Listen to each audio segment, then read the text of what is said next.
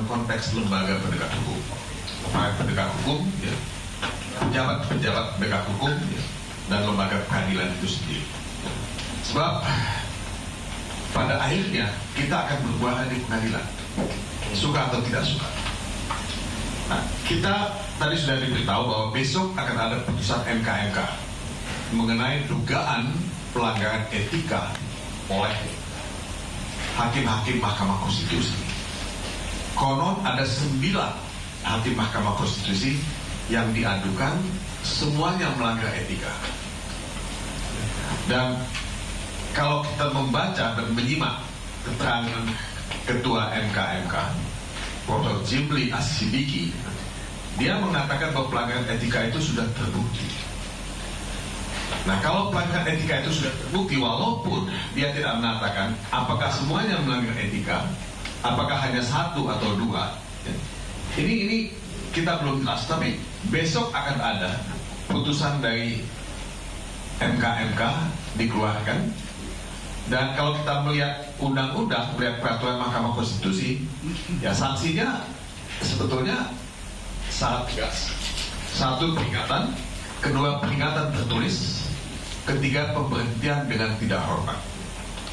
Nah, apa yang akan diambil oleh MK dalam kasus pelanggaran etika yang dilakukan, khususnya dalam perkara nomor 90?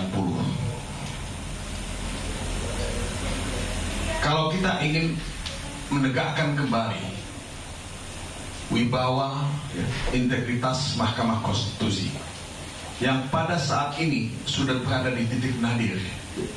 Saya tidak pernah mengalami MK yang seburuk ini. Saya ikut sidang MK pertama kali ketika MK itu didirikan. Mungkin saya yang pertama mengajukan judicial review pada waktu itu. Saya merasakan ada wibawa pada MK pada waktu itu.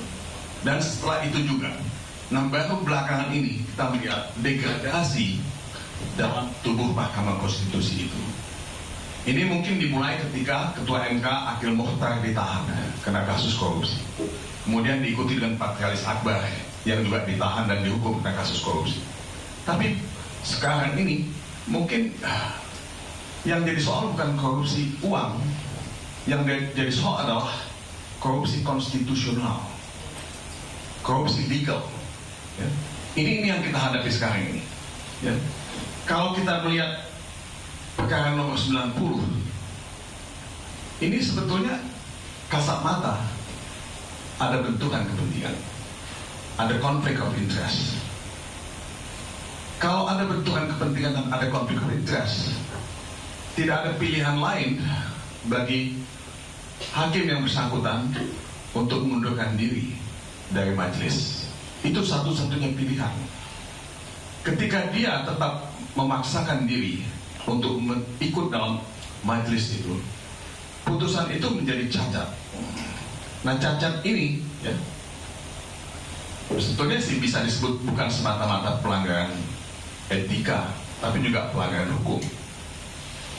Nah, undang-undang itu memberikan ya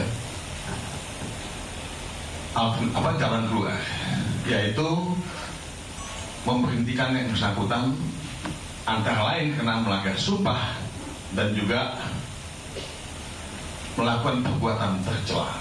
Kalau saudara Jimli As-Sidiki mengatakan sudah terbukti, saya kira sanksi yang harus dijatuhkan adalah memberhentikan secara tidak hormat Ketua MK Anwar Usman.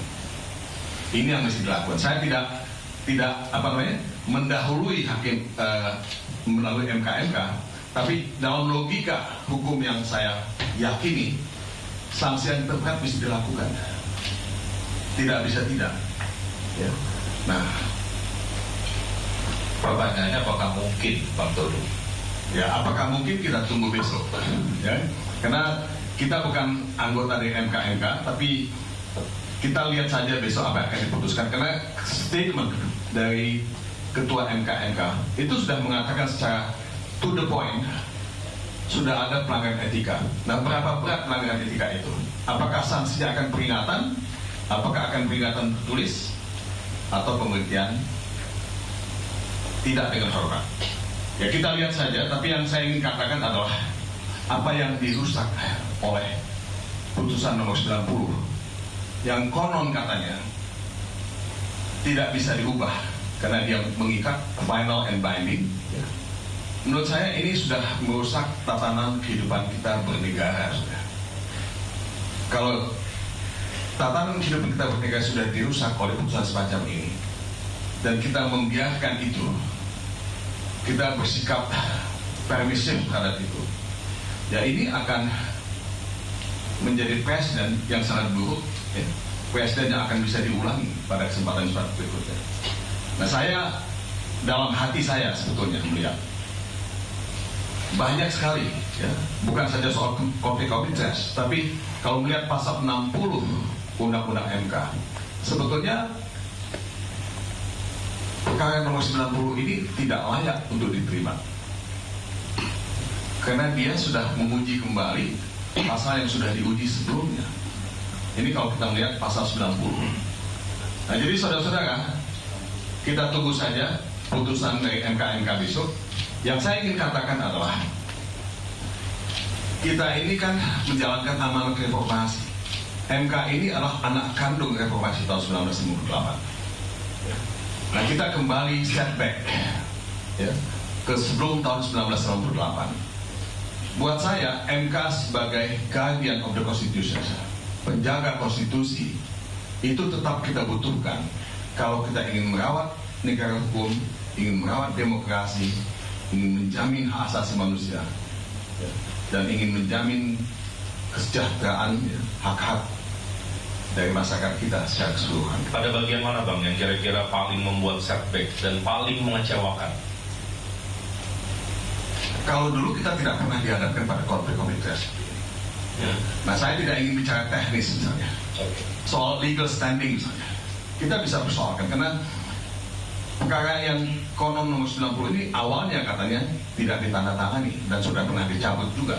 Ya. Nah, ini sendiri menimbulkan banyak sekali pertanyaan walaupun saya membaca itu sudah ditandatangani. Ini banyak hal yang semacam ini yang bisa kita persoalkan. Ya.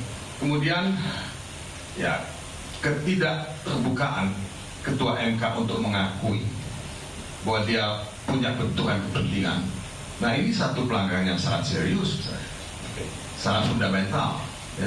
Jadi menurut saya banyak hal-hal yang kita bisa ungkapkan dalam hal ini. Ya. Kemudian soal dia sakit atau tidak sakit, ini juga akan muncul dalam pemberitaan. Kalau dia sakit, tiba-tiba dalam perkara 90 dia tidak sakit. So what's going on? What's wrong? Ya. Nah, ini pertanyaan-pertanyaan yang saya kira kita bisa bahas lebih lanjut. Ya. Nah, saya tahu bahwa ada teman-teman ya yang mengajukan uji material untuk putusan nomor 90 ini, yaitu saudara Denny Indrayana dan saudara Zainal Arifin Mokhtar. Nah, saya nggak tahu nasibnya seperti apa, tapi ini bukan tanpa presiden gitu, karena ini sudah pernah dilakukan sebelumnya.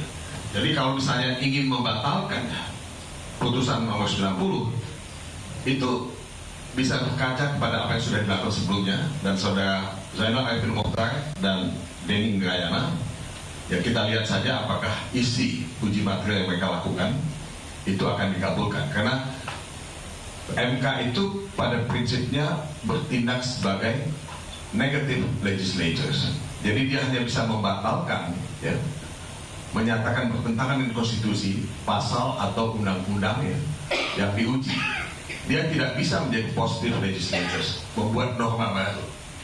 Nah, putusan nomor 90 itu membuat norma baru. Jadi menurut saya ada alasan untuk melakukan pengujian, ya, untuk membatalkan. Apakah keberanian hukum hakim-hakim MK itu akan ada atau tidak dalam menghadapi situasi semacam ini? Bang, sedikit Bang.